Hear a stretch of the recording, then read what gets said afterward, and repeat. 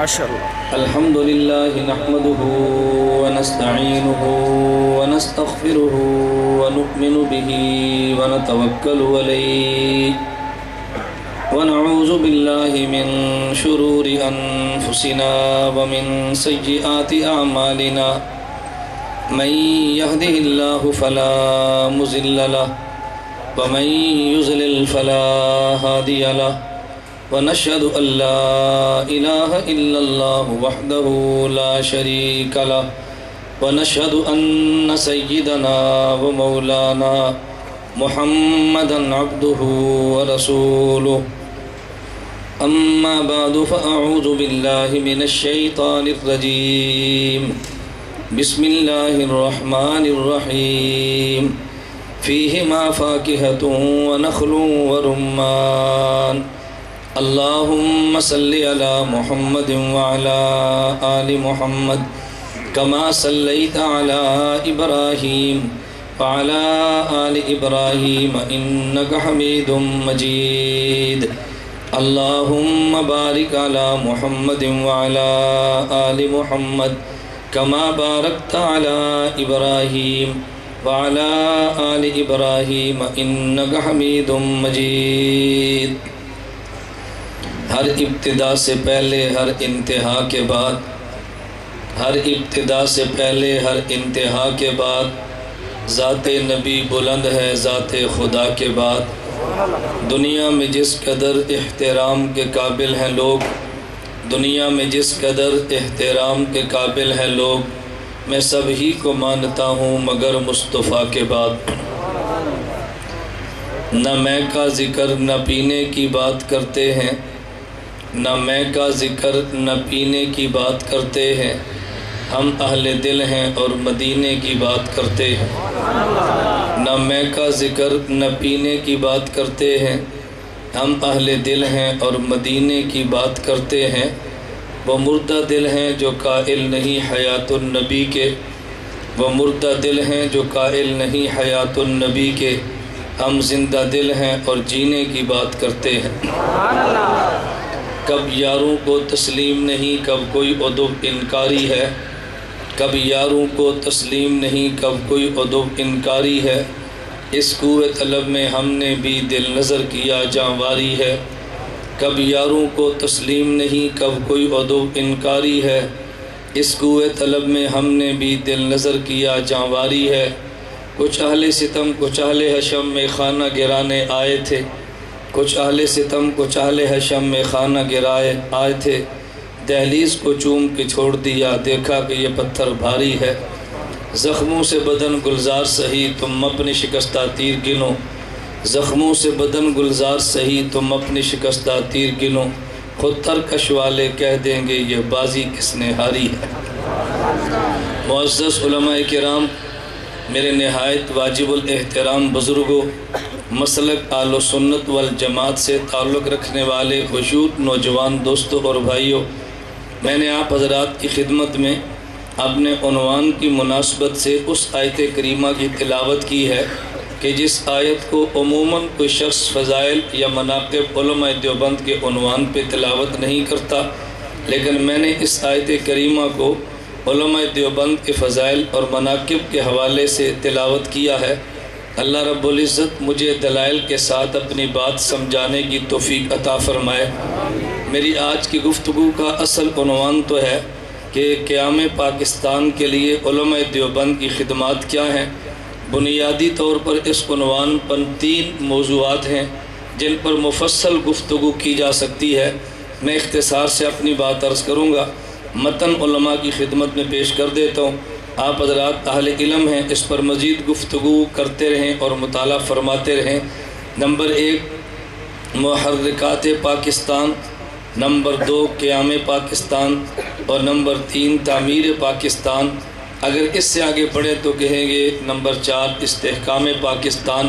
ایک تو اس بات پر گفتگو ہونی چاہیے کہ پاکستان بننے کے عوامل محرکات اسباب کیا تھے. نمبر 2 جب پاکستان بنا ہے تو پاکستان کو بنانے والے کون تھے اور کس طرح پاکستان کو بنایا گیا یا تعمیر کیا گیا، اسے تعمیر پاکستان کا عنوان دیں. اور نمبر 3 یہ بات دیکھیں استحکام پاکستان، اس پاکستان کو مستحکم اور پاکستان کو باقی رکھنے کے لیے کن کن چیزوں کی ضرورت ہے اور اس موقع پر کون کون سے لوگ کیا کردار ادا کر رہے ہیں، میں مفصل گفتگو میں جائے کیے بغیر ابھی 2 فروری کو وزیر اعلیٰ ہاؤس میں اجلاس تھا اور مسلک دیوبند کے 32 علماء کو بلایا گیا۔ میاں نواز شہباز شریف وزیر اعلیٰ نے اجلاس کی صدارت کی، ہمارے پنجاب کے ہوم سیکرٹری، چیف سیکرٹری اور دیگر افسران اس کے اندر موجود تھے۔ میں اس کو اپنی سعادت سمجھتا ہوں کہ جامعہ اشرفیہ کے نائب محتمم حضرت مولانا فضل الرحیم دامت برکاتہم نے فرمایا، ہم نے آج کے اجلاس کے لیے میاں شہباز شریف صاحب سے گفتگو کرنے کے لیے متکلم دیوبند کی طرف سے آپ کو طے کیا ہے، آپ میاں صاحب سے کھل کر گفتگو کریں۔ اس ہونے والی ساری گفتگو کا تذکرہ ضروری بھی نہیں ہے اور مناسب بھی نہیں ہے۔ میں اس پوری تبصرے کو، پوری گفتگو کو ایک طرف کہتے ہوئے بنیادی بات کہتا ہوں۔ میں نے اس وقت بھی میاں صاحب کی خدمت میں عرض کیا تھا، ہم مسلک دیوبند سے تعلق رکھتے ہیں اور ہمیں درسگاہوں میں 2 بنیادی سبق دیے جاتے ہیں۔ نمبر 1 عقیدہ اور مسلک کے معاملے پہ ہم کسی حالت میں بھی کمپرومائز کرنے کے لیے تیار نہیں۔ نمبر 2 ہمارا علمی اور دینی کام ہے اور تمہارے ذمے ملک کے انتظامی کام ہے۔ دینی امور میں مداخلت کرنے کی بجائے تم ہم سے پوچھو، انتظامی امور میں مداخلت کرنے کے بجائے ہم تم سے پوچھیں، اس سے پنجاب کا نظام چلتا رہے گا۔ یہ وہ 2 لفظی رائے تھی کہ جس میں ہمارے وزیر اعلیٰ صاحب ماننے پر تیار ہوئے۔ انہوں نے کہا میں ان دونوں باتوں کی تائید کرتا ہوں، ہمارے پاس علم اور دین نہیں ہے، انتظامی امور تمہارے پاس نہیں، اس کی قیادت ہمارے پاس ہے۔ میں نے کہا انتظامی امور تم سنبھال لیں اور شرعی اور دینی امور ہم سنبھال لیتے ہیں، دونوں مل کر کام کریں گے تو ملک میں خصوصاً پنجاب میں نہ فرقہ واریت ہوگی اور نہ ہی پنجاب میں علماء کو تم سے اور تمہیں علماء سے گلہ ہوگا۔ خیر میں گزارش کر رہا تھا، ہر عنوان پہ ہم نے بحمد اللہ تعالی جب ضرورت پیش آئی تو علماء دیوبند نے حق ادا کیا ہے۔ میں آج کی مجلس میں آپ کی خدمت میں اگر سارے محرکات پاکستان کا تذکرہ کروں تو بات بہت لمبی ہوگی، میں بڑے اختصار سے بات کرتا ہوں۔ اللہ رب العزت مجھے بات سمجھانے کی توفیق عطا فرمائے۔ 1000 سال تک بلا شرکت غیر ہندوستان پر اسلامی حکومت رہی ہے، اس کا دنیا کی کافر تاریخ بھی انکار نہیں کر سکتی، لیکن جب مسلسل ہندوستان میں خارجی اور داخلی حالات ایسے پیدا کر دیے گئے کہ مسلمان کی حکومت کو ختم کر دیا جائے، خلافت کے وجود کو مٹا دیا جائے، کیونکہ دشمن سمجھتا ہے اگر مسلمانوں میں خلافت رہی اور جس درجے کی بھی رہی مسلمان کو مٹانا بہت مشکل ہے۔ اس کے لیے میں تفصیل میں جائے بغیر صرف ایک واقعہ عرض کرتا ہوں۔ کہتے ہیں ایک مرتبہ کورٹ مارشل کے لیے انگریز کا ایک میجر تھا، وہ جیل میں گیا اور تاریخ پاکستان کا کردار ادا کرنے والے، میں ذرا پہلے کی تاریخ کی بات کرتا ہوں جب پاکستان کا کوئی نام لینے کے لیے تیار بھی نہیں تھا، اس دور کی بات، ایک عالم جیل میں تھے، اس عالم نے پوچھا اس انگریز کے اس میجر سے جو کورٹ مارشل کے لیے جیل میں گیا ہوا تھا کہ تمہیں مسلمانوں سے بنیادی خوف کیا ہے، کیا تم بتا سکتے ہو؟ ان کے نماز سے، ان کے روزے سے، ان کے دین سے تمہیں تکلیف کیا ہے؟ اس انگریز میجر نے کہا میں دیانتداری کے ساتھ یہ بات کہتا ہوں، ہمیں سب سے زیادہ مسلمانوں کے 2 امور سے ڈر لگتا ہے۔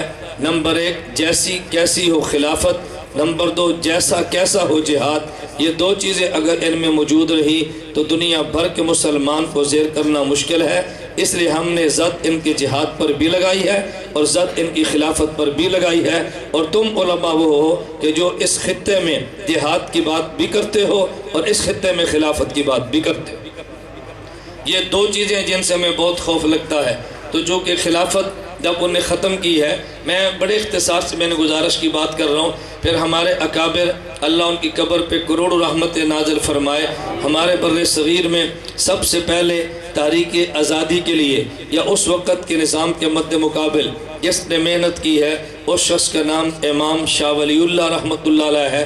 فک کل نظام ان نے پیش کیا اور باطل کے خلاف علمی طور پہ ٹکرانے کا فیصلہ کیا۔ حضرت کے بیٹے شاہ عبدالعزیز محدث دہلوی رحمۃ اللہ علیہ نے سب سے پہلے دارالحرب اور اس کے ہندوستان کے دارالحرب ہونے کا فتویٰ دیا، اور پھر اس تحریک کو لے کر آگے چلے۔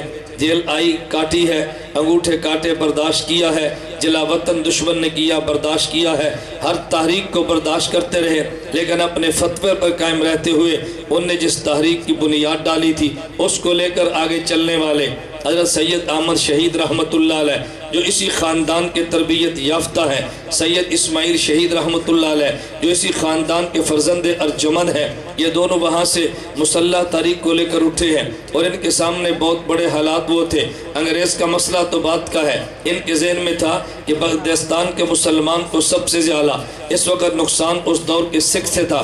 ان نے ان کے خلاف علم جہاد بلند کیا، اور جب سید صاحب کا قافلہ چلتا وہ اس مقام پہ پہنچا جہاں پہ آج دارالعلوم دیوبند بنا ہے، یہ دارالعلوم دیوبند کے وجود سے قبل کی باتیں ہیں۔ سید احمد شہید نے فجر کی نماز پڑھی اسی جگہ پہ، اور فجر کی نماز پڑھنے کے بعد فرمانے لگے کہ جس جگہ پہ آج میں نے فجر کی نماز پڑھی ہے مجھے یہاں سے علوم نبوت کے چشمے پھوٹنے کی خوشبو آ رہی ہے، اور یہ وہ جگہ تھی جہاں پہ دارالعلوم دیوبند بنا ہے۔ سید احمد شہید رحمت اللہ علیہ صاحب علم بھی تھے اور صاحب کشف بھی تھے، ظاہری علوم ان کے پاس کم تھے، خدا نے باطنی علوم ان کو بہت عطا فرمائے تھے۔ حکیم الامت مولانا اشرف علی تھانوی اللہ ان کی قبر پہ کروڑ رحمت نازل فرمائے، ایک حدیث مبارک کی شرح کرتے ہوئے سید احمد شہید کا واقعہ ان لفظوں میں بیان فرماتے ہیں۔ نبی کریم صلی اللہ علیہ وسلم نے فرمایا من عمل بما علم علمہ اللہ بما لم یعلم، جو شخص اپنے علم پہ عمل کرتا ہے اللہ اس کو وہ علوم بھی عطا فرماتے ہیں جو اس نے کی کتب میں پڑھے نہیں ہوتے۔ اس پہ واقعہ حکیم الامت تھانوی نے بطور تائید کے پیش کیا کہ جب سید احمد شہید اور سید اسماعیل شہید رحمہ اللہ یہ دونوں حضرات ہندوستان سے چلے اور پشاور تک پہنچے ہیں، بعض علماء ہر دور میں کچھ نہ کچھ امراض ہوتے ہیں، سید اسماعیل شہید کے پاس گئے، پوچھا تمہارا نام مولوی اسماعیل ہے؟ فرمایا جی ہاں میرا نام مولوی اسماعیل ہے۔ ان نے چند ایک سوالات کیے، سید اسماعیل شہید نے جواب دیے۔ ان کے ذہن میں یہ تھا یہ لوگ دینی درسگاہوں سے دور ہیں، میدان جہاد کے آدمی ہیں، شاید ان کے پاس علم کی دولت نہیں ہوگی، حسد میں آگے ان کو زج کرنا چاہا، لیکن سید اسماعیل شہید نے جواب دے دیے۔ اب ان کے ذہن میں آیا کہ مولوی اسماعیل تو عالم ہے، چلو سید احمد شہید کے پاس چلو، وہ جو کہ باضابطے کے عالم نہیں ہے تو ممکن ہے ہمارے سوالات کا جواب نہ دے سکے، ان کو زج کریں گے اور اپنے اندر سے اٹھنے والی حسد کی آگ کو بھڑکانے میں مدد ملے گی، جو کہ سید احمد شہید آپ کے علم میں ہونا چاہیے، باضابطہ عالم نہیں تھے، شاہ عبدالعزیز محدث دہلوی کے پاس پڑھتے تھے، کافی کا سبق پڑھ رہے تھے، جب کتاب کھول کو دیکھا حروف نظر نہیں آتے، اپنے استاد سے عرض کرنے لگے حد میں کافیہ کھول کے دیکھتا ہوں مجھے الفاظ نظر نہیں آتے، بنائی تو میری ٹھیک ہے لیکن معاملہ کیا ہے؟ شاہ عبدالعزیز محدث دہلوی فرمانے لگے احمد لگتا ہے خدا نے تو سے علمی کام نہیں تو سے کوئی اور کام لینا ہے، تو کتابوں کو بند کر دے اور جہاد کی تربیت کا آغاز کر دے۔ ان کو کتابوں سے چھڑا کے جہاد پہ لگایا۔ سید احمد شہید رحمت اللہ علیہ کے استاد شاہ عبدالعزیز محدث دہلوی نے حضرت تھانوی فرماتے ہیں چونکہ باضابطہ کتب نہیں پڑھی تھی تو ان کے ذہن میں یہ تھا ہم سوالات کریں گے جواب دے نہیں پائیں گے، ان کو زج کرنے کا موقع ملے گا۔ جب یہ سوالات کرنے کے لوگ ان کے سامنے بیٹھے سید احمد شہید رحمت اللہ علیہ نے فرمایا کس لیے آئے؟ انہوں نے کہا جی کچھ سوالات کرنے ہمیں جواب چاہیے۔ فرمایا تم سوالات کرو، آئے تو جواب دوں گا۔ انہوں نے سوالات کرنے شروع کیے، کچھ سوالات منقولات کے تھے، کچھ سوال معقولات کے لئے۔ منقولات سے مراد قرآن و حدیث فقہ ہے اور معقولات سے مراد ریاضی حیت اور فلکیات کے سوال تھے۔ حکیم الامت مولانا تھانوی رحمت اللہ علیہ عجیب بات فرماتے ہیں کہ جب وہ لوگ قرآن و حدیث فقہ کا سوال کرتے سید احمد شہید رحمت اللہ علیہ اپنے دائیں طرف دیکھتے اور سوال کا جواب دے دیتے۔ جب ان سے حیات فلکیات اور فلسفہ کا سوال کرتے سید احمد شہید کی بائیں طرف دیکھتے اور جواب دے دیتے، ان کے سوالات کا جواب دیا تو بعد میں علماء نے بعض مریدین نے پوچھا ہمیں دو باتیں سمجھ نہیں آئی، آپ نے ان سوالات کے جواب دیے جو آپ نے کبھی پڑھے ہی نہیں ہیں، بغیر پڑھے ان سوالات کے جواب نہیں دیے جا سکتے۔ نمبر دو، جب آپ قرآن و حدیث فقہ پہ ہونے والے سوال کا جواب دیتے آپ دائیں طرف دیکھتے اور سوال کا جواب دیتے، اور جب آپ فلکیات حیت اور ریاضی کا سوال کا جواب دیتے تو بائیں طرف دیکھتے۔ یہ دو باتیں سمجھ نہیں آئے۔ سید احمد شہید فرمانے لگے کہ جب یہ لوگ میری مجلس میں آئے تو میرے دل میں خیال پیدا ہوا یہ سوال پوچھنے کے لیے نہیں آئے، مجھے ذلیل کرنے کے لیے آئے ہیں، تو میں نے دل ہی دل میں خدا سے دعا مانگی اللہ میں سید زادہ بھی ہوں، اے اللہ میں مسافر بھی ہوں، اے اللہ میں میں مجاہد بھی ہوں، مجھے آج ذلیل ہونے سے بچا لینا، علم تو میرے پاس ظاہری کتب کا نہیں ہے، یہ مجھے آزمانا چاہتے ہیں، اللہ سے مجھے بچا لینا۔ جب میں نے دل ہی دل میں دعا مانگی ہے، میرے اللہ نے مدد یہ فرمائے، جب قرآن و حدیث فقہ کا سوال کرتے، اللہ میری دائیں طرف اللہ میری دائیں طرف، اللہ میرے دائیں طرف امام غزالی کی روح کو حاضر کر دیتے، میں ان سے جواب سن کے انہیں دے دیتا۔ جب یہ معقولات کا سوال کرتے، ابن سینا کی روح کو بائیں طرف حاضر کرتے، میں ان کے سن کے ان کو جواب دے دیتا۔ خدا نے یوں میری مدد فرمائی ہے۔ میں بتا رہا تھا، بات درمیان میں آئی، یہ سید احمد شیخ رحمۃ اللہ علیہ وہ تھے کہ جنہوں نے اس دور میں تاریخ کو چلایا اور لے کر چلتے رہے۔ اللہ کو منظور ہی اتنا تھا، ان لوگوں نے تاریخ بیداری کو بیداری کی تاریخ چلا دی، جو ان کے بس میں تھا جہاد کیا، لیکن اپنوں کی غداری کی وجہ سے ایک وقت وہ بھی آیا، ان کو جام شہادت نوش کرنا پڑا۔ سید احمد بھی شہید ہو گئے، سید اسماعیل بھی شہید ہو گئے، تو لوگوں نے سمجھا تھا تاریخ بند کر دی گئی ہے، لیکن تاریخوں کا جو تسلسل ہوتا ہے اس میں اونچ اور نیچ تو آتی ہے، لیکن حق کی تحریکیں کبھی تباہ نہیں کرتی، یہ تاریخ چلتی رہی ہے۔ پھر ایک دور وہ بھی آیا جب اسی بر صغیر پہ انگریز نے تسلط قائم کیا۔ ہندوستان اور پاکستان یہ تو بعد میں الگ ہوئے، دونوں کو ہند کہا جاتا تھا، ان پہ انہوں نے تسلط اپنا آزما لیا، ہر قسم کے حربے استعمال کیے۔ ہمارے اکابر علماء نے اس بات پہ مشورہ کیا انگریز کا مقابلہ کیسے کرنا چاہیے، اس بات پہ مشورہ مکمل ہوا، ہمیں ان کا مقابلہ یوں کرنا چاہیے کہ جہاد کے ساتھ مقابلہ کریں۔ اللہ نے ہمیں طاقت عطا فرمائی ہے، ہمیں مسلح جہاد کرنا چاہیے۔ تھانہ بھون میں اجلاس ہوا، اجلاس کی صدارت کرنے والے سید الطائفہ حاجی امداد اللہ مہاجر مکی رحمۃ اللہ علیہ تھے، اور اجلاس کے شرکا میں مولانا رشید احمد گنگوہی ہے، مولانا قاسم ننوتوی ہے، حافظ آمن شید رحمۃ اللہ علیہ ہے۔ بات چل پڑی، کسی نے کہا جی انگریز کے خلاف جہاد نہ کرنا، وہ بہت طاقت والا ہے، اگر ہم ان کے مقابلے میں نکلیں گے تو مارے جائیں گے، خودکشی کے مترادف ہوگا۔ مولانا قاسم ننوتوی فرمانے لگے، بھئی تم آج کی طاقت دیکھتے ہو، نبی کی میدان بدر کی طاقت دیکھو، ادھر 1000 کافر مسلح تھا، ادھر 313 خالی تھے، کیا ہمارے پاس اتنی کم طاقت ہے؟ ہم کسی درجے میں مقابلہ تو کر سکتے ہیں۔ خیر فیصلہ ہو گیا، جہاد شروع کر دیا گیا، لیکن اللہ کو وہاں پہ منظوری یہ تھا، ان کی طاقت کم تھی، ادھر طاقت زیادہ تھی، طاقت کا توازن تو برقرار نہ رہ سکا، لیکن جو ان کے بس میں تھا ان نے قربانی دی ہے۔ بالآخر نتیجہ یہ نکلا کہ ظاہری طور پہ شاملی کے میدان میں ان علماء کو شکست ہوئی،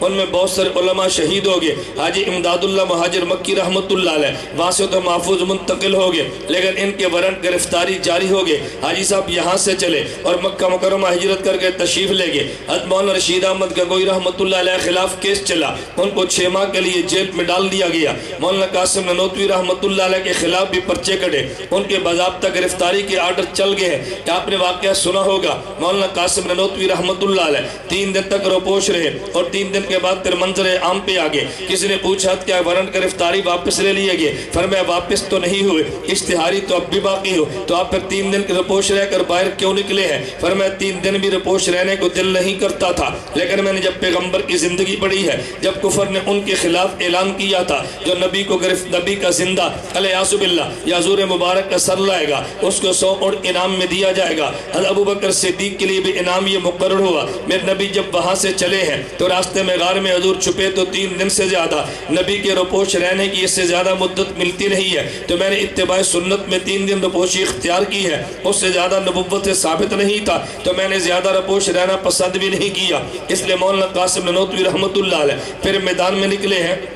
اب ان حضرات نے مشورہ کیا، بتاؤ اب کیا کرنا چاہیے؟ انگریز کے خلاف ظاہری ہم جنگ میں تو کامیاب نہ ہو سکے، لیکن جو ہمارے پاس طاقت تھوڑی بچی ہے، اگر ان کو مسلح میدان میں اتارا تو ممکن ہماری باقی طاقت بھی ختم ہو جائے، آئندہ نسلوں میں دین میں کیسے پہنچایا جائے گا؟ بالآخر فیصلہ یہ ہوا ایک ادارے کو بنیاد رکھ کے ادارے کو بنا دیا جائے، ان ادارے سے علمی اور تبلیغی اور جہادی تحریکیں اٹھیں گی اور وہ پوری دنیا میں پھیل جائیں گی۔ اس کا مشورہ کیا حاجی امداد اللہ مہاجر مکی رحمۃ اللہ علیہ، مکہ مکرمہ میں سجدوں میں جا کے رونے لگے، خدا سے دعائیں مانگنے لگے۔ ادھر علماء نے مشورہ کر کے دارالعلوم دیوبند کی بنیاد کو رکھ دیا گیا۔ دارالعلوم دیوبند کی بنیاد کو رکھنے والوں میں 5 آدمیوں کے نام تھے۔ اس کے لیے میں نے قرآن کریم کی جو آیت پڑھی ہے اس کا تعلق ذرا ان سے جوڑ کے میں کہتا ہوں۔ ان میں 5 علماء موجود تھے۔ نمبر 1 اینٹ رکھی ہے مولانا رشید احمد گنگوہی نے، اور 1 اینٹ رکھی ہے مولانا محمد قاسم ننوتوی رحمۃ اللہ علیہ نے، اور تیسری اینٹ رکھی ہے حضرت حافظ رفیع الدین صاحب نے، چوتھی چوتھی اینٹ رکھی ہے محدث احمد علی سہارنپوری نے، اور 5ویں اینٹ رکھی ہے عابد حسین صاحب نے۔ یہ 5 اینٹیں رکھنے والے تھے۔ میں نے جو آیت کریم پڑھی ہے، اس آیت کا تعلق کیا ہے، ذرا اس بات کو سمجھے۔ میں بتانا یہ چاہتا ہوں، اردو زبان میں ایک لفظ چلتا ہے جسے نیک فالی کہتے ہیں، اس کو عربی زبان میں تفاعل کہتے ہیں۔ تفاعل اور نیک فالی کا مطلب کیا ہے؟ آپ کا بیٹا پیدا ہوا، آپ نے بیٹے کا نام اسد رکھا۔ کوئی بندہ کہتا ہے بھی آپ نے اسد نام کیوں رکھا ہے؟ اسد تو شیر کو کہتے ہیں۔ تو ہمارے یہاں انسان پیدا ہوا تو ہم نے اس کا نام شیر کیوں رکھا؟ آپ کہتے ہیں چونکہ شیر دلیر ہوتا ہے تو میں نے نام شیر اس لیے رکھا تھا کہ میرا بیٹا بھی دلیر ہو۔ اسے عربی میں تفاعل، اردو میں نیک فالی کہتے ہیں، اور اس کی روایات میں مثالیں بھی ملتی ہے۔ جناب علی المرتضیٰ رضی اللہ عنہ کا بیٹا پیدا ہوا، امام الانبیاء نے پوچھا علی بیٹے کا نام کیا رکھا ہے؟ کہ حضور میں نے بیٹے کا نام حرب رکھا ہے۔ فرمایا حرب تو جنگ کو کہتے ہیں، تم حرب کی بجائے بیٹے کا نام حسن رکھو تاکہ جنگجو بننے کی بجائے صلحجو بنے۔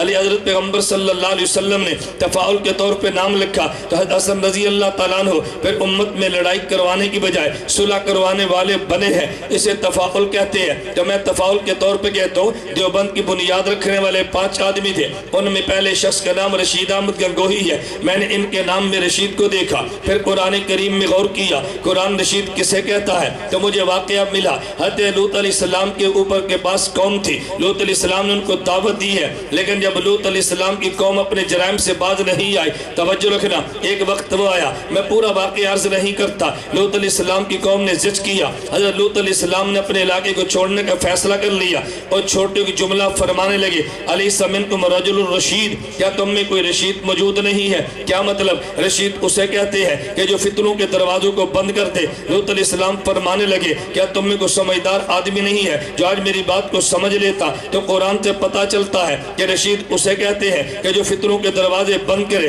تو دیوبند کی پہلی اینٹ رشید احمد گنگوہی نے رکھی ہے جس نے فتنوں کے دروازے بند کیے ہیں۔ میں نے دوسرے بندے کو دیکھا تو نام قاسم ننوتوی ہے۔ میں نے دیکھا کہ قاسم کو نیک فعل میں کیا لو، صحیح بخاری مجھے حدیث ملی ہے، نبی کریم صلی اللہ علیہ وسلم نے فرمایا انما انا قاسم واللہ یعطی، اللہ عطا فرمانے والے ہیں اور میں محمد تقسیم کرنے والا ہوں۔ اس سے مراد دنیا کی دولت نہیں ہے، اللہ علم و عمل عطا کرتے ہیں، میرا نبی علم و عمل تقسیم کرتا ہے، اللہ عطا فرمانے والے، نبی علوم کو تقسیم کرنے والے۔ تو میں نے مولانا قاسم ننوتوی رحمت اللہ علیہ کو پڑھ کے دیکھا ہے، علوم نبوت کو جس طرح مولانا قاسم ننوتوی دنیا میں عام کیا ہے اس کی دنیا میں مثال نہیں ملتی۔ علوم نبوت کو تقسیم کرنے والا یہ قاسم ننوتوی ہے، بلکہ آپ حیران ہوں گے، ممکن ہے بعض بندے اس بات کو سمجھ بھی نہ پائیں اور بعض اس بات کو سمجھ ہے۔ مولانا قاسم ننوتوی رحمت اللہ علیہ طالب علمی کا زمانہ ہے، اپنے پیر حضرت سید الطائفہ حاجی امداد اللہ مہاجر مکی سے بیعت ہوئے، لیکن کبھی خط نہیں لکھتے تھے۔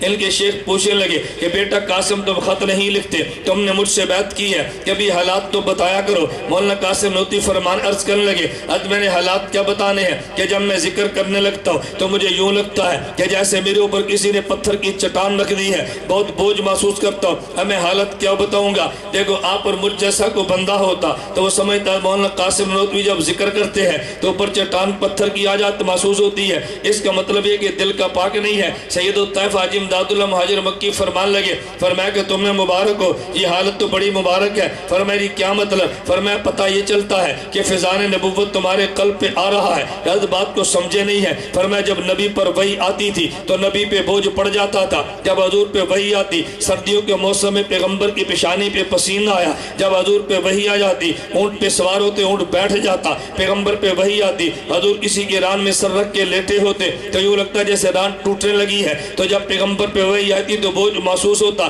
جب تم ذکر کرتے ہو تمہیں بوجھ بھی محسوس ہوتا ہے، تو پتہ چلتا علوم نبوت کا فیض تمہارے قلب پہ آ رہا۔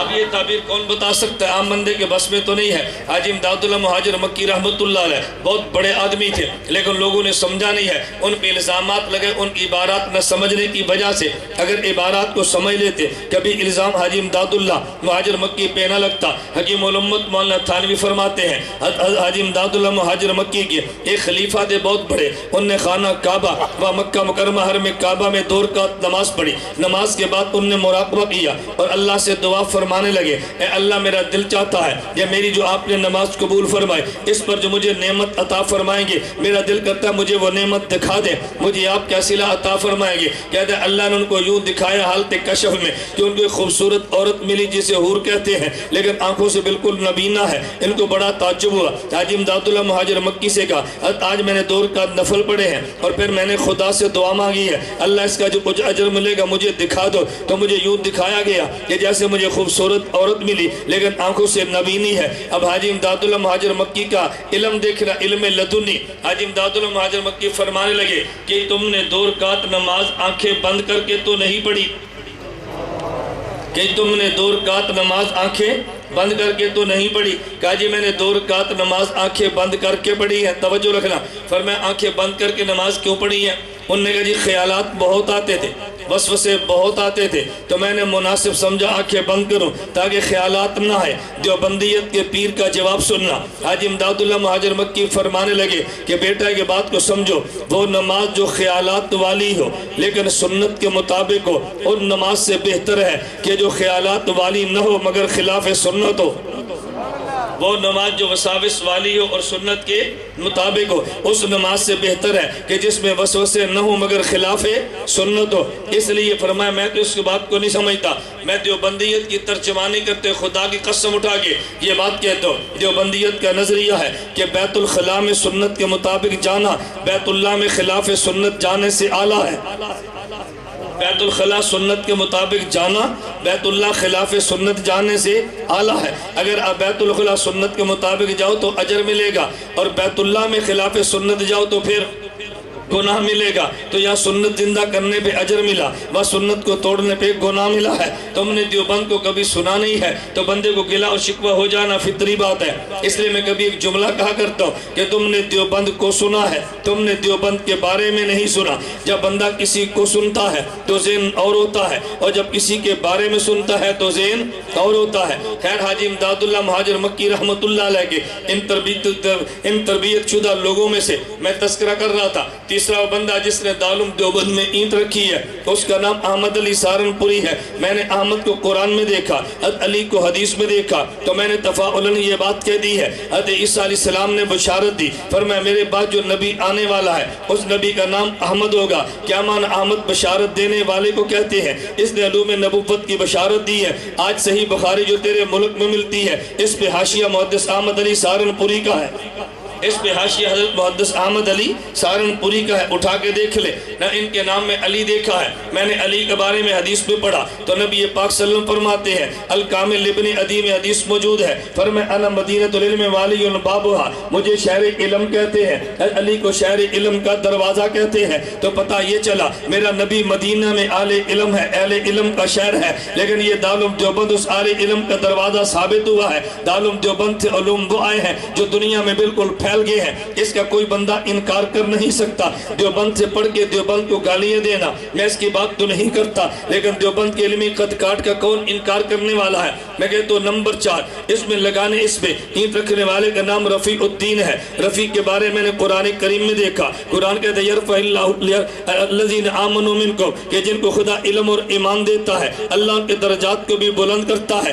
جس کو یہاں سے ایمان و علم ملا ہے وہ دنیا میں بلند ہو آخرت میں بلند ہوگا. ان میں 5ویں بندے کا نام دیکھا عابد حسین ملتا ہے, تو میں نے عابد کے بارے میں قرآن کو دیکھا. قرآن کہتا ہے یا ایت النفس المطمئنہ ارجعی الی ربک راضیۃ مرضیہ فادخلی فی عبادی وادخلی جنتی. اگر میری جنت میں جانا ہے تو پہلے میرے بندوں میں آؤ. جو بند والے عباد الرحمن ہے یہ تجھے جنت کا راستہ دکھا رہے ہیں. ان کے نام میں نے حسین دیکھا تو دیوبندیت والے حسینی ہے, یزیدی نہیں ہے. جو یزیدی ہو دیوبند والا نہیں ہے, جو حسینی ہو دیوبند والا ہے. پھر میں نے دیوبند کو دیکھا ہے, اس میں پہلا جو طالب علم آیا اس کا نام بھی محمود ہے, جو پڑھانے کے لیے بیٹھا اس کا نام بھی محمود ہے. میں نے حدیث مبارک کو دیکھا, اللہ کے نبی نے فرمایا کہ تم میرے لیے دعا مانگا کرو اللہ مجھے قیامت کو مقام محمود عطا فرما دے. میں نے حدیث مبارک میں پڑھا نبی کی ہاتھ میں لواء الحمد ہوگا, پیغمبر کے نام لباس پرچم کے نیچے ہوگے. تو دیوبند میں پہلا شاگرد بھی محمود ہے, پہلا استاد بھی محمود ہے. نبی کو جو قیامت کے دن مقام ملے گا اس کا نام بھی مقام محمود ہے. پتہ چلا محمود دونوں جو مل کر بات بات کرتے ہیں، مقام محمود والے پیغمبر کی بات کرتے ہیں۔ پھر میں نے دیکھا کہ دیوبند میں جا پڑھنا شروع کیا، انار کا درخت جس کے نیچے بیٹھ کے پڑھتے ہیں، میں نے اس پہ قرآن کی آیت پڑھی ہے۔ قرآن کہتے فیہما فاکہۃ ونخل ورمان، خدا تمہیں جنت میں انار دے گا، یا بھی انار کا درخت ہے، انار جنت کا تحفہ ہے۔ ادھر انار کے سائے میں علم کا دروازہ کھلا ہے، تو پتہ چلا اس انار کو مانا ہے خدا وہ انار بھی دے گا۔ یہ تو میں خیال تفاعل پہ بات کر رہا تھا کہ دارالعلوم دیوبند والوں نے کام شروع کیا۔ اب دیوبند کی تاریخ چلی، اس کے پہلے بڑے استاد مولانا یعقوب ننوتوی، مولانا قاسم ننوتوی ہے۔ مولانا قاسم ننوتوی رحمۃ اللہ علیہ کے شاگردوں میں جو بندے تیار ہوئے ان میں سب سے بڑے شاگرد کا نام شیخ الہند مولانا محمود حسن دیوبندی ہے۔ شیخ الہند مولانا محمود حسن دیوبندی رحمۃ اللہ علیہ نے سب سے بڑا جو کام کیا، امت کو فراد سازی کرتے ہوئے ٹیم عطا فرمائے، حضرت شیخ الہند محمود حسن دیوبندی رحمۃ اللہ علیہ۔ میں ان کی کتابوں کا تذکرہ نہیں کرتا، اس سے بات بڑی بڑھ جائے گی، میں صرف اپنے عنوان پہ چلتے ہوئے تمہید کے طور پر یہ باتیں کہہ رہا ہوں۔ میں نے کہا شیخ الہند نے جو شاگرد تیار کیے ان میں اگر شیخ الہند کے تم نے فن حدیث کو دیکھنا ہو، حضرت محدث انور شاہ کشمیری کو دیکھ لو، اگر فن تفسیر کو دیکھنا ہو حضرت مولانا علامہ شبیر احمد عثمانی کو دیکھ لو، اگر شیخ الحدیث کے ذوق سیاست کو دیکھنا ہو مولانا عبید اللہ سندھی کو دیکھ لو، اگر ذوق جہاد کو دیکھنا ہو مولانا حسین احمد مدنی کو دیکھ لو، اگر ان کے ذوق خانقاہ کو دیکھنا ہو حضرت حکیم الامت مولانا اشرف علی تھانوی کو دیکھ لو، اگر تم نے ذوق ادب کو دیکھنا ہو مولانا اعزاز علی کو دیکھ لو، اگر تم نے ان کے ذوق تبلیغ کو دیکھنا ہو حضرت مولانا الیاس دہلوی کو دیکھ لو۔ جس حضرت شیخ الہند نے شاگرد تیار کی ہے، اور یہ پھر یہ شاگرد میدان میں نکلے ہیں اور کن حالات میں نکلے ہیں۔ اب ذرا توجہ رکھنا، آپ تاریخ اٹھا کے دیکھیں، یہ جو شاملی کے میدان میں جنگ لڑی گئی ہے، شاملی کے میدان میں 1857 میں جنگ آزادی لڑی گئی، ان کو دشمن جنگ غدر کہتا ہے، ہم اس کو جنگ غدر نہیں جہاد کہتے ہیں۔ یہ جنگ لڑی گئی، اب مشاورت کے بعد جو مدرسہ بنا، اس مدرسے کو دیکھ لو، 1867 کو مدرسہ بنا ہے، دارالعلوم دیوبند کی بنیاد چلی ہے، یہ آگے کام چلتا رہا۔ پھر ہم نے ہندوستان کے جب ماحول کو پڑھا ہے، ایک کام ہندوؤں نے شروع کیا، انہوں نے یہ پالیسی بنائی ایک جماعت بنا دو، جماعت کا نام نیشنل انڈیا کانگریس رکھا ہے، یہ 1884 میں بنی ہے اور انگریز سے جماعت بنوائی ہے۔ اسے یہ بتایا گیا ہم یہ چاہتے ہیں کہ انگریز کے نظام کو مضبوط کیا جائے، جو تمہاری کمی ہے اس کی تمہیں ہم اطلاع دیں تاکہ تمہارا نظام ٹھیک چلے، یہ جماعت بنا دو۔ انگریز سے جماعت بنائی ہے، اس میں مسلمانوں کو بھی شامل کر لیا گیا اور یہ تاثر دیا گیا کہ ہم بین الاقوامی سطح پہ ایسی جماعت بناتے ہیں جس میں ساری قوموں کو تحفظ دیں گے۔ یہ سلسلہ چلتا رہا، ایک دور وہ بھی آیا کہ سن 1800 کے بعد یہ 1900 کا دور شروع ہوا ہے۔ ادھر ہمارے یہاں تاریخ کا بالکل رخ بدل گیا، ہمارے علماء نے فیصلہ کیا کہ دیکھو یہ جو انگریز نے کام شروع کیا بر صغیر میں تسلط والا، ادھر نیشنل کانگریس نے کام شروع کیا، انگریز کے ساتھ تعاون بھی کیا ہے اور تاثر ان کو پہلے یہ دیا ہم تمہارا کام کرنا چاہتے ہیں۔ جب تھوڑی سی کانگریس کو مضبوط کیا تو پھر انہوں نے آہستہ آہستہ آزادی کی بات کی ہے، علماء نے بھی حمایت کا اعلان کیا، ہم مل کے انگریز کے خلاف ہم جہاد کی بات کرتے ہیں۔ لیکن ہندو نے یہاں پر دو کام کیے، نمبر ایک بہت سارے وہ تھے جو اندرون خانہ انگریز کے رابطے میں رہے، اور ایک طبقہ وہ تھا کہ مسلمانوں میں جو انگریز کے خلاف چل رہے تھے اور کانگریس کا ساتھ بھی دے رہے تھے، انگریز کے خلاف جہاد کرنے کی وجہ سے مخبریاں کر کے گرفتار بھی کراتے رہے، ادھر تاریخ بھی چلتی رہی، علماء قتل عام بھی ہوتا رہا، علماء جیلوں میں جاتے رہے۔ ہندو کانگریس کی پالیسی یہ تھی کہ جب انگریز چلا جائے گا، مسلمانوں کی قیادت ہٹ جائے گی تو نتیجہ یہ نکلے گا پورا ہندوستان ہمارے ہاتھ میں ہوگا، ہم مسلمانوں کا کلا کما بھی کریں گے۔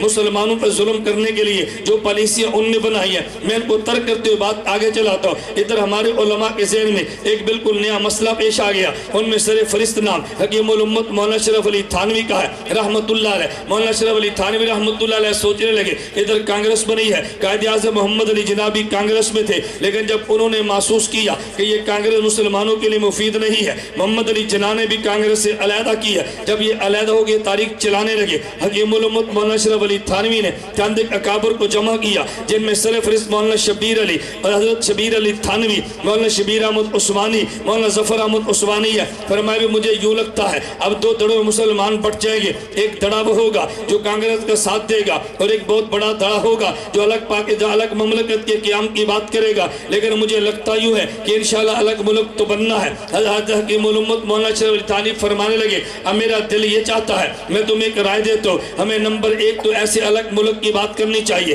کہ جس میں مستقل مسلمانوں کی اسلامی حکومت بھی ہو، اس میں شرعی عدالتیں قائم بھی ہو، ان میں زکوٰۃ کا نظام بھی ہو، بیت المال بھی بنا ہو، احکام شریعت کا اجرا ہو۔ یہ 5 نکاتی ایجنڈا میں دیتا ہوں، لیکن اس ایجنڈے پہ عمل کون کرے گا؟ تمہارے علماء کے بعد تو درس گاہ ہے، عوامی حمایت شاید تمہیں نہ ملے۔ محمد علی جناح جو مسلم لیگ چلی ہے، ممکن ہے ان لوگوں نے کام شروع کیا ہے، یہ بات تو یہ بھی ہمارے والی کرتے ہیں، تو ذرا ان کی تربیت کرنا شروع کرے تاکہ الگ جب ملک بننا لگے اور ان کے ہاتھوں میں ملک جانے لگے۔ فرمایا مولوی ہیں، ہم حکمران نہ بنے، لیکن جن نے کل حکمران بننا ان کو تھوڑا سا مولوی بنا دے اس پالیسی کے مطابق۔ حکیم الامت مولانا اشرف علی تھانوی رحمۃ اللہ علیہ نے مشاورت شروع کر دی ہے۔ مشاورت شروع کرنے کے بعد محمد علی جناح سے رابطہ کیا ہے، ادھر علماء کی کمیٹی کو بجا۔ میں بڑے اختصار سے بات سمیٹ کر بات کروں، تاریخ 2 رخ میں چلنے لگی۔ ایک طبقہ وہ تھا کہ جن نے کہا نہیں الگ ہندوستان سے ملک نہیں بنانا چاہیے، ہمارا الگ کٹھے رہنے میں فائدہ ہے۔ ان کے دل میں دیانت داری تھی، لیکن حکیم الامت مولانا اشرف علی تھانوی کی رائے تھی ہمیں الگ ملک بنانا چاہیے، ہمیں الگ حکومت بنانی چاہیے، الگ مرکز بنے گا، ہم وہاں پہ خلافت کا نظام قائم کر کے آگے بڑھ کے جہاد کی بات بھی کر سکتے ہیں۔ ہندوستان میں ہندو کے ساتھ رہتے ہوئے الگ تشخص ہم برقرار نہیں رکھ سکتے، لہذا یہ محنت شروع ہوگی۔ پھر دارالعلوم دیوبند میں وہ دور آیا کہ دارالعلوم دیوبند کے بارے میں لوگوں نے آج گفتگو تو شروع کر دی ہے، جی پاکستان بننے لگا تو دیوبند نے ساتھ نہیں دیا تھا۔ میں پہلی بات یہ کہنے لگا عام لوگوں کا ذہن یہ ہے، ایک بندے نے خواب دیکھی ہے پاکستان کے بارے میں اور دوسرے کاغذ پہ پرکار کے بیٹھ کے نقشے بنائے ہیں اور پاکستان بن گیا ہے، اس دھوکے میں کبھی نہ آنا۔ لوگوں نے عموماً یہ ذہن بنا دیا ہے۔ علامہ اقبال رحمۃ اللہ علیہ نے خواب دیکھی ہے، اس کا یہ خواب تھا، محمد علی جناح نے پیپر ورک کیا ہے تو پاکستان بنا ہے۔ نہ میرے دوستو یہ کبھی ذہن نہ بنانا، یہ پہلی جنگ جو 1857 میں جنگ آزادی کی لڑی گئی ہے، اس کے بعد جو محنت چلی ہے تو میرے شیخ الہند نے جیل کاٹی ہے، یہ پاکستان بننے کے لیے مرحلہ وار محنت تھی۔ اگر تم نے سچی بات میں کہوں گا تو پھر میں یہ کہوں گا صرف یہ خواب سے پاکستان نہیں بنا، یہ صرف ایک آدمی کے پرکار لے کر نقشہ بنانے سے نہیں بنا۔ سید احمد سے سید اسماعیل شہید کی شہادت کو دخل ہے، حافظ زامن شہید کی شہادت اس میں کام آئی ہے، مولانا گنگوئی کی جیل اس میں کام آئی ہے، شیخ الہند اور مولانا حسین مدنی کی جیل اس کے اندر کام آئی ہے، ان کی سارت بھی اس کا حصہ ہے۔ حاجی امداد اللہ مہاجر مکی کی ہجرت یہ قیام پاکستان کے لیے بنیادیں بنی ہے، تو کوئی جیل میں گیا اور کسی نے ہجرت کی ہے اور کوئی شہادت کا تاج پہ کہ دنیا سے چلا گیا ہے، وہاں سے تاریخ جب چلی ہے پھر ایک دور وہ آیا، یہ ہمارے تاثر نہیں ہے، یہ تاثر ان علماء کے ہے جو کانگریس کے ساتھ چل رہے تھے، جن میں بہت بڑا نام مولانا عبد الماجد دریا آبادی کا ہے، جن کو خلافتی عالم کہا کرتے تھے۔ مولانا عبد الماجد دریا آبادی کہنے لگے، فرمانے 1928 کی بات ہے، حکیم الامت مولانا تھانوی خدمت میں ہم گے، تھوڑی سی بات چلی تو مولانا تھانوی فرمان لگے، مولوی عبد الماجد میرا دل یہ کرتا ہے الگ خطہ انگریز سے ہم آزادی کر کے الگ خطہ لے لیں، اس میں اور اسلامی حکومت بھی قائم کر دیں، شرعی عدالتیں بھی قائم کریں، بیت المال بھی قائم کریں، نظام زکوٰۃ بھی نافذ کریں، احکام شریعت کے اجاز شرعی قانون کے مطابق بھی ہو۔ یہ کب کی بات ہے؟ جون 1928 کی بات ہے۔ جون 1928 کے اندر یہ مولانا قاصد حضرت حاجی حکیم الامت مولانا اشرف علی تھانوی نے بات کی ہے، لیکن لوگ کہتے ہیں نہیں جی یہ سب سے پہلے علامہ اقبال نے تصور پیش کیا۔ ہم پوچھتے ہیں تصور کب پیش کیا؟ وہ تمہیں تاریخ بتائیں گے کہ جی الہ آباد کے اندر جلسہ تھا اور مسلم لیگ آل انڈیا مسلم لیگ کا اجلاس تھا اور یہ تاریخ بندی 31 دسمبر 1930 کا واقعہ ہے۔ میں نے کہا عجیب بات یہ ہے 31 دسمبر 1930 تو بعد میں ہے اور جون 1928 تو پہلے ہے۔ حکیم الامت مولانا اشرف علی تھانوی نے جو تصور علماء کو دیا تھا علامہ اقبال نے اس کو عوام میں پیش کیا ہے۔ اب یہ تو کہہ سکتے ہیں تصور پاکستان عوام میں اقبال نے پیش کیا، لیکن یہ نہیں کہہ سکتے تصور پاکستان علامہ اقبال نے دیا ہے۔ تصور پاکستان دینے والے کو حکیم الامت مولانا اشرف علی تھانوی کہتے ہیں اور تصور پاکستان عوام میں بیان کرنے والے کو علامہ اقبال مرحوم کہتے ہیں۔ میں کہتا ہوں علامہ اقبال کو میں مانتا ہوں، انہوں نے تصور پاکستان عوام کو دیا ہے، حکیم الامت کو تم مانو کہ جنہیں تصور پاکستان علماء اور قیادت کو دیا ہے۔ وہاں پر معاملہ تو یہ تھا۔ پھر یہی بات 23 مارچ 1940 کو یہ باقاعدہ لاہور میں قرارداد کی صورت میں یہ قرارداد پیش کی گئی اور وہاں پہ یہ ہماری میں نے 5 نکاتی آپ کی خدمت میں حکیم الامت تھانوی کا فارمولہ پیش کیا ہے۔ علامہ اقبال نے اس کو باقاعدہ قرارداد کے طور میں پیش کیا، سب نے اس پہ اتفاق کیا ہے، وہاں سے محنت چلی ہے، لیکن ابھی تک پاکستان کے نام پہ بات نہیں ہوئی۔ ابھی یہ چل رہا تھا ہمیں الگ ملک چاہیے جس میں اسلامی نظام ہونا چاہیے، الگ ملک کا تصور دینے والے کا نام حکیم الامت مولانا اشرف علی تھانوی ہے، عوام میں بیان کرنے والے کا نام علامہ محمد اقبال ہے اور اس محنت کو لے کر عوام میں جانے والے کا نام میں مانتا ہوں قائد اعظم محمد علی جناح ہے۔ حکیم الامت مولانا اشرف علی تھانوی نے فرمایا مولوی شبیر میں ایک بات تو بتا بتاؤ محمد علی جناح قیادت کر رہا ہے, اگر ہم پیچھے ہٹ گئے بتاؤ اس کی تربیت کون کرے گا؟ حکیم الامت تھانوی کا ذوق دیکھو. حکیم الامت تھانوی رحمت اللہ علیہ نے کئی وفود بھیجے ہیں, مسلسل گفتگو ہوئی ہے, اور میں پہلے ایک مرتبہ پڑھا تھا اور مجھے حوالے کی بڑی شدت سے تلاش تھی,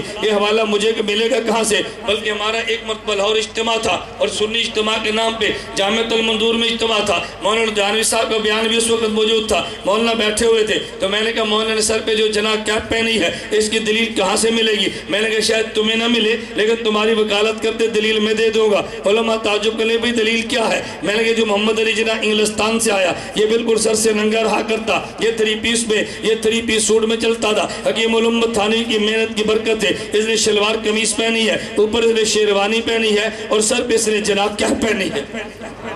یہ کس کی محنت ہے بتاؤ نا, کس کی محنت ہے؟ میں کہتا ہوں حکیم الامت اشرف علی تھانوی کی محنت ہے. میں نے کافی عرصہ پہلے یہ حوالہ پڑھا مگر میرے ذہن میں نہیں آ رہا تھا.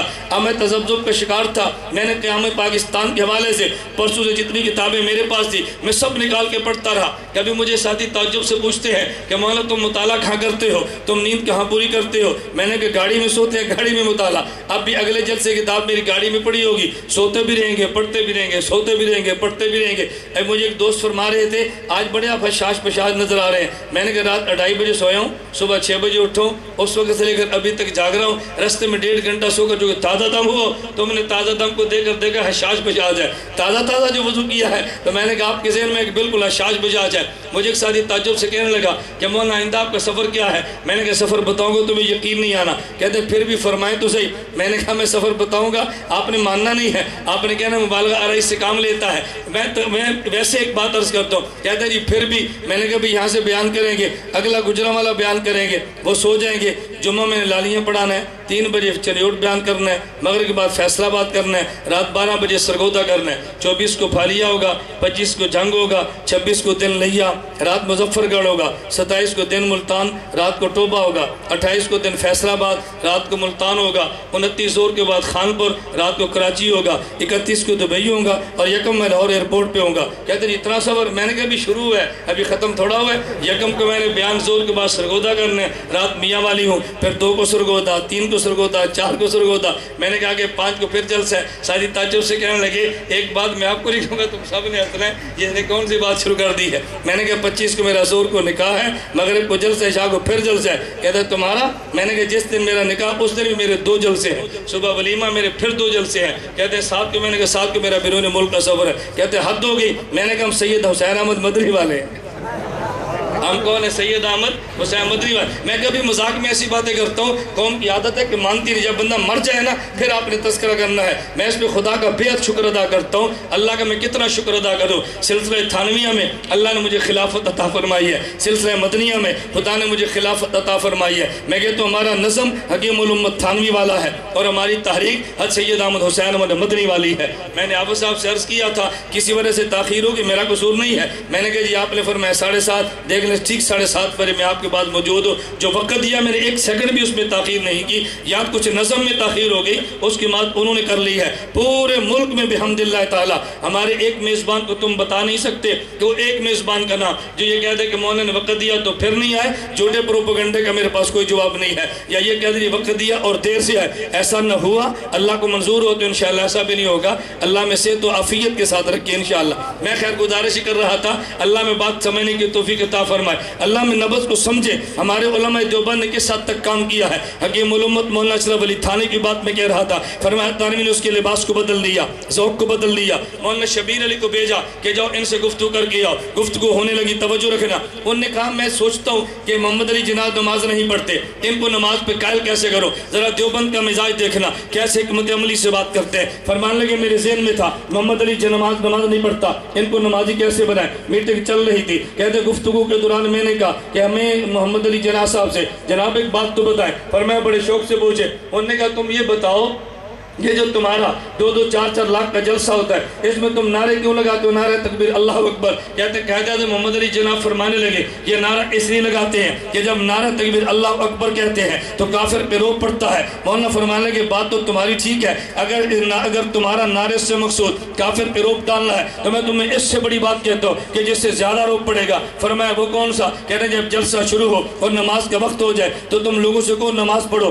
جب 2 لاکھ اکٹھے نماز پڑھو گے تو روب زیادہ پڑے گا، 2 لاکھ لوگ اکٹھے ہوں گے تو روب زیادہ پڑے گا۔ محمد علی جناح صاحب فرمانے لگے، انہوں نے کہا مولانا بات تو آپ کی ٹھیک ہے، لیکن الجھن یہ ہے اگر اس 2 لاکھ کے مجمع میں نے کسی عالم سے کہا تم نماز پڑھو تو میرے مجمع مختلف فرقے آتے ہیں، ایک فرقے پیچھے دوسرا نماز نہیں پڑھے گا تو یہ چند ٹولیاں پڑ جائیں گی بجائے کفر پہ روب پڑھنے کے، یہ تو معاملہ بدل جائے گا۔ محمد علی جناح بہت ذہین آدمی تھا، انہوں نے کہا تو معاملہ تو بدل جائے گا۔ انہوں نے کہا پھر اور اگر میں نماز پڑھاؤں گا تو میں تو امامت کا حل نہیں ہوں، اس لیے میرے لیے نماز پڑھانی اجتماع عام میں مشکل ہے۔ ادھر بھی مولانا شبیر علی تھانوی حکیم الامت تھانوی کے تربیت یافتہ تھے، وہ فرمانے لگے چلو یہ بات انہوں نے فرمایا میں اگر اس پہ زیادہ بحث کروں گا الجھن پڑ جائے گی، میں نے پہلا پتھر پھینک دیا ہے، دوبارہ پھر بات کرنی تھی۔ میں نے پوچھا مجھے ایک بات فرمائے، چلو مجمع کے لیے آپ کو اشکال نظر آتا ہے لیکن آپ خود اگر نماز اکیلے پڑھے اس میں تو کوئی اعتراض کی بات نہیں ہے نا، پھر تو فرقہ واریت نہیں ہوگی، آپ پہ بھی تو نماز فرض ہے۔ انہوں نے کہا مولانا بالکل آپ ٹھیک فرماتے ہیں، میرا آپ سے وعدہ ہے آئندہ کبھی تو میری نماز چھوٹتی ہوئی نہیں دیکھو گے، میرا تم سے وعدہ ہے کبھی تو میری نماز چھوٹتی نہیں دیکھو گے۔ محمد علی جناح کو نماز پہ لگایا۔ میں کبھی ایک بات کہتا ہوں، ہمارے قابل اس انداز میں جواب دیتے، یقین کریں کہ بڑے سے بڑا بندہ حیرت زدہ رہ جاتا۔ شیخ الہند رحمۃ اللہ علیہ کے بارے میں دوران مطالعہ عجیب واقعہ پڑھ رہا تھا۔ شیخ الہند مالٹا کی جیل میں تھے اور یہاں یوپی کے گورنر کا سیکٹری یہاں ہندوستان سے چلا اور انگلستان جا رہا تھا، راستے مالٹا میں اسیروں سے ملا، قیدیوں سے۔ انہوں نے کہا مجھے قیدیوں سے ملا۔ شیخ الہند مولانا محمود حسن دیوبندی سے ملا۔ ذرا توجہ کرنا، اب دوران جیل کتنا عجیب سوال کیا، اگر اس سوال کا جواب کیا دیں گے؟ جیسے جیل بڑھ جائے یا جیل کم ہو جائے، جواب یوں دینا ہے کہ جواب ٹھیک بھی ہو اور جیل کی مدت بڑھے بھی نہ۔ اس نے کہا مولانا محمود الحسن مجھے ایک سوال کا جواب تو دو۔ فرمایا کیا سوال ہے؟ اس نے کہا بتاؤ ہندوستان دارالحرب ہے یا ہندوستان دارالحرب نہیں ہے؟ توجہ رکھنا، ہندوستان دارالحرب ہے یا دارالحرب؟ اگر کہتے ہیں کہ دارالحرب نہیں ہے وہ کہے گا ڈر گیا ہے جیل کی وجہ سے، اگر کہتے ہیں دارالحرب ہے تو انہیں جیل اور بڑھا دینی ہے، یہ جیل میں اگر اب بھی باز نہیں آتے۔ شیخ الہند نے اتنا پیارا جملہ دیا، فرمایا اس مسئلے پہ علماء کی 2 رائے ہیں، بات کہتے ہیں دارالحرب ہے اور بات کہتے دارالحرب نہیں ہے۔ اس نے کہا تم کس کو ترجیح دیتے ہو؟ انہوں نے کہا میں کہتا ہوں دونوں ٹھیک کہتے ہیں، جو کہتے دارالحرب ہے وہ بھی کہتے ہیں ٹھیک، جو کہتے نہیں کہتے ہیں وہ بھی کہتے ہیں ٹھیک۔ انہوں نے کہا 2 رائے دونوں کیسے ٹھیک ہو سکتی ہے؟ ایک ٹھیک اور ایک غلط ہوگی۔ فرمایا اصل میں دارالحرب کے معنی 2 ہیں، اس لیے 2 رائے بنی ہے۔ دارالحرب کا ایک معنی یہ ہے کہ جس میں کافر اتنا مستحکم ہو کہ جو چاہے حکم نافذ کر سکے، ایک دارالحرب کا معنی یہ ہے، اس اعتبار سے دارالحرب بنتا ہے۔ اور ایک دارالحرب کا معنی یہ ہے، ایک دارالحرب کا معنی کہ جس میں آزادی کے ساتھ آدمی شریعت کے احکام پہ عمل نہ کر سکے، یہاں سے وہ آزادی سے عمل کر سکتا ہے، اس اعتبار سے دارالحرب نہیں بنتا۔ ایک تعریف کو دیکھے تو بنتا ہے، ایک کو دیکھے تو نہیں بنتا، تو وہ بھی رائے ہے، یہ بھی رائے ہے، وہ بھی رائے اور یہ بھی رائے ہے۔ وہ وہاں سے واپس منہ اٹھا کے چلا گیا، اس سے جواب نہیں بنا، میں اس کے جواب کیا دوں گا؟ ہمارے علماء خطاب نے عجیب فراست عطا فرمائی تھی۔ میں کبھی ایک جملہ کہتا ہوں اس لیے کہ یہ مقلد امام اعظم ابو حنیفہ رحمۃ اللہ علیہ کے، امام اعظم جیسے جواب دیتے تھے نا، کبھی آپ امام صاحب کے مناظر سوالات اور جوابات پڑھیں۔ میں ایک واقعہ پڑھ رہا تھا حضرت امام اعظم ابو حنیفہ کے بارے میں، ان سے ایک ہجڑے نے سوال کیا۔ کس نے سوال کیا؟ خسرا ہجڑے نے سوال کیا۔ حضرت امام صاحب کہنے لگا جی میرے 2-4 سوال ہیں۔ فرمایا تم کرو سوال پوچھنے لگا۔ انہوں نے کہا جی میرا پہلا سوال یہ ہے کہ بتائیں دنیا کا وسط کون سی جگہ ہے درمیان؟ فرمایا یہی جگہ جہاں تو کھڑا ہے، اگر نہ یقین ہے تو ناپ کے دیکھ لے۔ اس نے کہا جی مجھے یہ بتاؤ دنیا میں چوپائے زیادہ یا 2 پائے والے زیادہ؟ فرمایا کہ نہیں، فرمانے لگے کہ چوپائے زیادہ، اگر نہ یقین ہے تو گن کے دیکھ لے۔ اب وہ گنتا کیسے؟ اس طرح 3-4 سوال کیے، پھر اس نے تنگ آ کر ایک سوال کیا۔ انہوں نے کہا یہ بتائیں کہ دنیا میں مرد زیادہ یا عورتیں زیادہ؟ مرد زیادہ یا عورتیں؟ فرمایا کہ تو بتا تو کون ہے تاکہ مجھے پتا چلے کہ تجھے کس گنتی میں رکھنا ہے، پھر پتا چلے مرد زیادہ یا عورتیں زیادہ۔ کہا یہ تو مجھے بھی نہیں پتا۔ فرمایا پھر مجھے بھی نہیں پتا، جب تک تیری جنس کا تعین نہیں ہوگا تو میں کیسے بتاؤں گا کون زیادہ ہے؟ تجھے بھی تو کسی گنتی میں لانا ہے. خیر میں عرض کر رہا تھا اللہ میں اپنے کابر کو سمجھنے کی توفیق عطا فرمائے.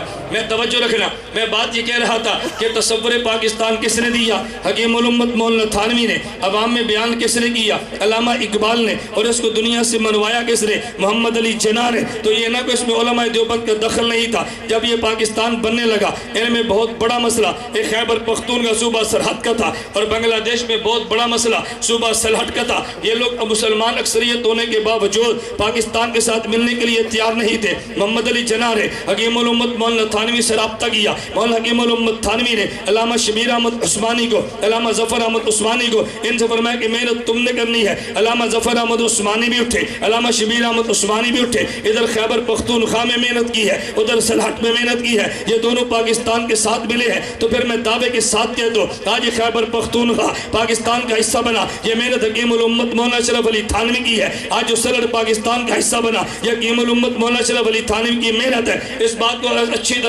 اچھی طرح علامہ اقبال بھی سمجھتے, محمد علی جناح بھی سمجھتے تھے, اس لیے انہیں علماء دیوبند سے تعلق رکھا. میں صرف سمجھا یہ رہا تھا کہ پاکستان کا تصور بھی ہم نے دیا, محنت بھی ہم نے کی ہے. پھر آپ کو تعجب ہوگا کہ جب پاکستان بننے کے قریب آیا اس قدر محمد علی جناح علماء دیوبند سے متاثر تھا کہ جب بھی مسئلہ پیش آتا تھانہ بمن رجوع کرتا, حکیم الامت تھانوی سے رابطہ کرتا, ان کی رائے کو ہمیشہ ترجیح دیا کرتا تھا. مجھے ایک بندہ کہنے لگا تم یہ بات کہتے ہو کہ پاکستان کے قیام میں علماء دیوبند کا بڑا دخل ہے. میں نے کہا میں نے دلائل کے ساتھ بات کی ہے, میں دلائل کے بغیر تو بات نہیں کرتا. اگر تمہیں یقین نہ ہے تو مجھے تو بتا کہ بانی پاکستان کون تھا؟ کہتا ہے محمد علی جناح تھا. میں نے کہا محمد علی جناح سے پوچھ لیتے ہیں کہ تمہارے خیال میں پاکستان کے قیام میں کردار کس کا ہے؟ کہتا ہے چلو جی پوچھ لیتے ہیں. میں نے تاریخ اٹھا کے دیکھو, جب پاکستان بنا ہے ادھر مشرقی پاکستان اسے بنگلہ دیش کہتے ہیں, ادھر یہ مغربی پاکستان, یہ دونوں پاکستان بن گئے تھے. اب یہ بننے لگے ہیں. مسئلہ یہ بنا تھا کہ پاکستان کے پرچم کس نے لہرانا ہے؟ عام بندے سے پرچم کوئی نہیں لہراتا,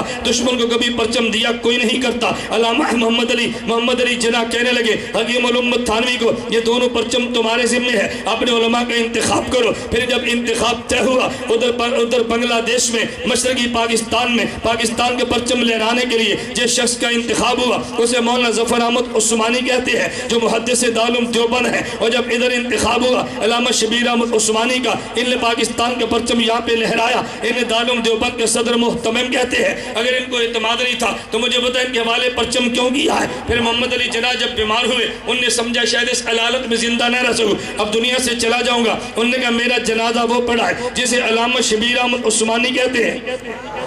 میرا جنازہ علامہ شبیر احمد عثمانی پڑھا ہے. مجھے تو بتا تیرا باپ فوت ہو جائے تو جنازے کے لیے وصیت تیرا والد جو کرے گا اپنے تعلق والے کی یا دشمن کی کرے گا؟ پتہ یہ چلا کہ بانی پاکستان محمد علی جناح کی نگاہ میں اس قدر احترام تھا, پرچم بھی ان سے لہرایا ہے اور اپنا جنازہ بھی ان سے پڑھوایا ہے. جب کئی لوگوں نے کہا اور جی محمد علی جناح تو مسلکن شیعہ تھا, میں نے کہا شیعہ گھر میں پیدا ہونا اور بات ہے اور آپسی ہونا اور بات ہے. مجھے کبھی تم پہ بھی تعجب ہوتا ہے تم کیوں پوری محنت دوسرے کے کھاتے میں ڈال دیتے ہو. حکیم الامت تھانوی نے اس کو یوں بدلا ہے, حکیم الامت تھانوی نے یوں بدلا ہے. آپ کتاب پڑھو جاگے, کتاب کا نام ہے تعمیر پاکستان اور علماء ربانی, منشی عبدالرحمن اس میں لکھ رہے ہیں. فرماتے ہیں کہ محمد علی جناح اگرچہ خاندان شیعہ سے تعلق رکھتے تھے لیکن حکیم الامت مولانا تھانوی کی محنت کا نتیجہ تھا. انہیں اس مسئلے کو یوں خیر آباد کہا کہ جو نماز پڑھتے وہ بھی مسلک اہل سنت والجماعت کے مطابق ہی پڑھا کرتے تھے. جب دنیا سے جانے لگے تو جنازے کے لیے بھی سنی آل مولانا شبیر احمد عثمانی کو فرمایا. جب پاکستان کے پرچم لہرانے لگے تب بھی مولانا شبیر احمد عثمانی اور ظفر احمد عثمانی کو فرمایا.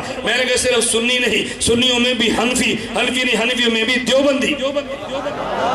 صرف سنی نہیں, سنی کے ساتھ حنفی اور حنفی کے ساتھ دیوبندی بھی. توجہ رکھنا. میں ایک آخری بات کہتا ہوں, مجھے بندہ کہتا ہے یہ بہت سارے علماء تو مخالف بھی تھے. میں نے کہا مجھے مخالف کا نام تو بتائیں. کہا شیخ العرب العجم مولانا حسین المدنی رحمۃ اللہ علیہ. میں نے کہا تو ان کی رائے کو پورا سمجھا نہیں ہے اس لیے تجھے جھگڑا, تجھے اختلاف تجھے سمجھ آیا. حکیم الامت تھانوی کی رائے اور تھی, حضرت کی رائے بالکل الگ تھی. ان دونوں کی رائے میں فرق یہ تھا, حکیم الامت تھانوی فرماتے اگر پاکستان الگ ملک بن گیا استحکام اسلام نفاذ اسلام میں آسانی ہوگی۔ حضرت کی رائے یہ تھی اگر تم پاکستان لے کر الگ چلے گے، ادھر ہندو کی اکثریت ہے، مسلمانوں کی اقلیت ہے، یہ مسلمان کس کھاتے میں رہ جائیں گے، ان کو اکٹھا رہنے دو تاکہ جس سے مسلمان زیادہ ہے وہ اسلام نافذ ہو جائے، اور جس میں ہندو زیادہ ہے وہ ہندو ازم کا غلبہ ہوگا، لیکن وہاں پہ اقلیت میں ہم ہوں گے یا اقلیت میں وہ ہوں گے تو نتیجہ یہ نکلے گا اسلامی صوبوں میں اسلامی نظام چلے گا، یہ ہندوستان میں ہندو بھی رہیں گے اور مسلمان بھی رہیں گے۔ آج بھی تو یہ ہوا، ادھر پاکستان بنا ادھر ہندوستان بنا، ادھر تم نے اسلام کی بات کی ہے ادھر کفر کی بات کی ہے۔ فرماتا ہے اگر الگ رہیں گے تو فائدہ یہ ہوگا، رائے اپنی اپنی تھی لیکن اپنی اپنی رائے کے باوجود دونوں میں پیار بھی، دونوں میں محبت بھی، دونوں میں پیار بھی اور دونوں میں توجہ رکھنا۔ دارالعلوم دیوبند کے 5 بڑے بڑے عہدے تھے۔ کتنے عہدے؟ ذرا آپ نے مسئلہ سمجھنا ہے کہ دارالعلوم دیوبند کے ہر افراد جو پاکستان کے ساتھ تھے وہ زیادہ تھے یا جو الگ ملک کے حامی نہیں وہ زیادہ تھے؟ کتنے بڑے عہدے؟ نمبر 1 توجہ رکھنا، صدر سرپرست، نمبر 2 صدر محتمم، نمبر 3 صدر مدرس، نمبر 4 صدر مفتی اور نمبر 5 محتمم۔ کتنے بنے؟ سرپرست حکیم الامت مولانا اشرف علی تھانوی پاکستان بنانے والے، صدر مدرس علامہ شبیر احمد عثمانی پاکستان بنانے والے، صدر مفتی محمد شفیع پاکستان بنانے والے، توجہ رکھنا، اور اسی طرح محتمم حضرت قاری محمد طیب قاسمی پاکستان بنانے والے، صدر مدرس شیخ العرب والعدد حضرت حسین احمد مدنی رحمت اللہ علیہ۔ 5 بڑے منصب والوں میں سے 4 پاکستان بنانے کی جنگ لڑ رہے تھے اور ایک پاکستان بنانے کو روک نہیں رہا تھا، صرف ہلکی سی رائے دے رہے تھے، لیکن جب پاکستان بنا ہے انہی مولانا حسین مدنی نے مولانا محمد لاہوری سے فرمایا اب تم پاکستان چلے جاؤ، پاکستان کی حفاظت کرو۔ ایک جگہ میں تنازع ہوتا ہے، اس جگہ مسجد بننی چاہیے کہ نہیں بننی چاہیے، لیکن جب مسجد بن جائے اس مسجد کا تحفظ ضروری ہوتا ہے، اس کو مسجد سمجھ کے تحفظ کرنا ہے۔ احمد علی کو وہاں حضرت لاہوری کو یہاں پہ بھیج دیا گیا۔ میں نے کہا جو ایک تمہیں مخالف نظر آیا وہ بھی قیام پاکستان کی تک رائے دیتے رہے، لیکن جب قیام پاکستان ہوا ہے رائے بدل کے پاکستان کی حمایت میں آگے ہیں۔ پھر شیخ پورہ کے دوستوں توجہ رکھنا، میں ایک جملہ کہنے لگا، ابھی تم پاکستان کے حالات کو دیکھ لو، بہت سارے معاملات میں جب بھی تحریکیں اٹھی ہیں علماء دیوبند نے کردار ادا کیا ہے، علماء دیوبند کو جیل جانا پڑا، برداشت کیا ہے، علماء دیوبند کو شہید ہونا پڑا، ان نے برداشت کیا ہے، ان پہ پابندیاں لگی ہیں، برداشت کیا ہے، لیکن تمہیں تعجب ہوگا یہ خود جیل میں گئے ہیں لیکن یہ اسلحہ پھر بھی نہیں اٹھاتے، ان نے قید و بند کی صحبتیں برداشت کی ہیں، اسلحہ پھر بھی نہیں اٹھا رہے، خود شہید ہو رہے ہیں لیکن ملک میں اسلحہ پھر بھی نہیں اٹھاتے۔ لوگ کہتے ہیں یہ بزدل ہے، میں نے کہا بزدل نہیں ہے، اصل وجہ یہ ہے علماء دیوبند سمجھتے ہیں کہ پاکستان بنایا بھی ہم نے ہے، پاکستان کو بچانا بھی ہم نے ہے، پاکستان کو بنایا بھی ہم نے ہے، پاکستان کو بچانا بھی ہم نے ہے، تو جب ہم نے بنایا ہے ہم پاکستان کو ٹوٹتا ہو برداشت تو کر نہیں سکتے، اس لیے قربانی دے کر بھی ہم کبھی کبھی جنگ نہ لڑنے کی پالیسی بنا لیتے ہیں، اور ہم کارکن سمجھتا ہے اور جی بزدل ہے، میں نے کہا بزدل نہیں ہے، حکمت عملی کا تقاضا یہ تھا، وہ سمجھتے ہیں نانا جو اسلحہ تو نے یہاں استعمال کرنا ہے پڑوسی ملک میں استعمال کر، دنیا میں بڑی طاقت کبھی روس تھی اس کو وہاں پہ توڑا ہے، آج بڑی طاقت امریکہ ہے اس کو وہاں پہ توڑ دے، جب روس بھی افغانستان میں برباد ہوا یہ امریکہ بھی برباد ہوا، بڑی طاقتیں جب مٹ جائیں گی تو پھر اسلام کے نفاذ میں تیرے راستے میں کوئی رکاوٹ نہیں رہے گی۔ اللہ ہمیں علماء دیوبند کی پالیسی کو سمجھنے کی توفیق عطا فرمائے۔ تو میں نے اتنی گزارش کی ہے کہ قیام بھی ہمارا ہے، تو میں نے کہا محرکات بھی ہم ہیں، محرک بھی ہم، معمر بھی ہم، اور اس کو مستحکم کرنے والے بھی ہم، یہ تینوں کام اللہ نے علماء دیوبند کو دیے ہیں۔ اللہ رب العزت ہم سب کو علماء دیوبند کی قدر کرنے کی توفیق عطا فرمائے۔ اس بات کی مکمل وضاحت نبی کریم صلی اللہ علیہ وسلم جب دنیا سے رحلت فرما گئے تھے، آخری کلمات یا رب امتی کے الفاظ ان کے بارے میں جبکہ شمائل شرح جو مولانا عبدالرحیم حقانی لکھی ہے اس بات موجود ہے، مولانا فلاں مولوی اس کے انکار کرتے ہیں۔ ایک تو میں آپ خدمت میں گزارش کرتا ہوں آپ یہ شفقت فرما لیا کرو کہ جس موضوع پہ بیان ہوتا ہے چٹے اس موضوع پہ دے دیا کرو، آج اس موضوع پہ ٹیسٹ پہ چٹیں دیتے تو زیادہ فائدہ ہوتا نا، اس کا بہت خیال فرمایا کریں۔ اگر کوئی مولوی انکار کرے تو اس کو کوئی شمائل ترمذی کا انکار کرے، ہمارا انکار کیوں کرتا ہے؟ شمائل ترمذی دورہ حدیث کے نصاب میں شامل ہے، تو حدیث کے انکار کرنے والے کو منکر حدیث کہتے ہیں نا۔ اللہ ہم سب انکار حدیث کے فتنے سے محفوظ رکھے۔ جماعت کا چلہ 4 ماہ کے میں نے گزارش کی ہے جو موضوع کے متعلقہ چٹا اس کے جواب ہے تو لے لیں، اگر نہیں ہے تو پھر انشاءاللہ آئندہ جلسے میں ساری چٹی آپ بیان فرما لیں۔ پھر وہ امام کوفے والا حیات النبی صلی اللہ علیہ وسلم، جزاک اللہ۔ میں نے گزارش کی ہے کہ جس موضوع پہ جلسہ ہونا، میں توجہ رکھیے ایک منٹ میری بات کو سن لیں۔ میں کہا کرتا ہوں کہ جو جلسے کا میزبان ہے جلسے کے حوالے سے پالیسی اس سے پوچھا کرو۔ ہمارے دوست کہتے ہیں جلسہ اس کا ہو بیان ہمارا ہو۔ میں نے کہا جب آپ نے اپنی چٹی اپنا بیان کروانا ہو نا، اپنی کوٹھی میں اپنے محلے میں جلسہ کروا کے چٹو کا شوق پورا کر لیا کرو۔ کہتے ہیں اپنے کار نہیں کرا سکتے وہ دے کار ساڑی لڑائی لڑ۔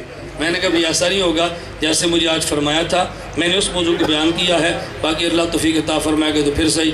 اللہ ہم سب کو بات سمجھنے کی توفیق عطا فرمائے۔ وآخر دعوانا ان الحمدللہ رب العالمین۔